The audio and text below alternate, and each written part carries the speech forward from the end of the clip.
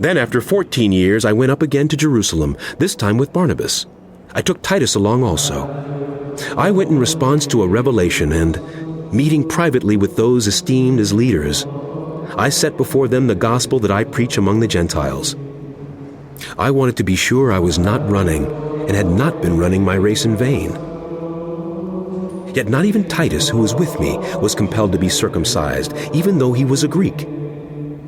This matter arose because some false believers had infiltrated our ranks to spy on the freedom we have in Christ Jesus and to make us slaves.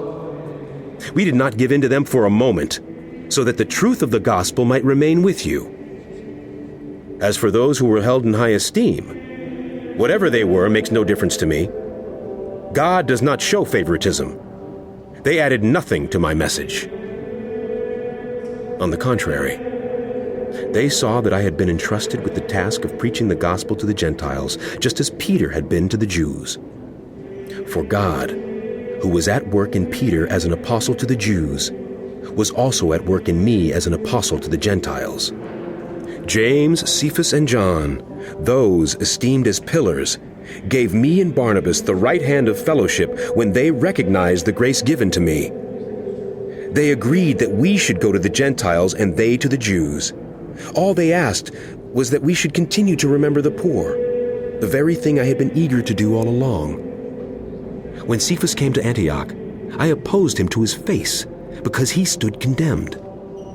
For before certain people came from James, he used to eat with the Gentiles. But when they arrived, he began to draw back and separate himself from the Gentiles because he was afraid of those who belonged to the circumcision group. The other Jews joined him in his hypocrisy, so that by their hypocrisy even Barnabas was led astray. When I saw that they were not acting in line with the truth of the gospel, I said to Cephas in front of them all, "You are a Jew, yet you live like a Gentile and not like a Jew. How is it then that you force Gentiles to follow Jewish customs? We who are Jews by birth and not sinful Gentiles know that a person is not justified by observing the law, but by faith in Jesus Christ. So we too have put our faith in Christ Jesus, that we may be justified by faith in Christ and not by observing the law. Because by observing the law, no one will be justified. But if, in seeking to be justified in Christ, we Jews find ourselves also among the sinners, doesn't that mean that Christ promotes sin? Absolutely not. If I rebuild what I destroyed, then I really would be a lawbreaker.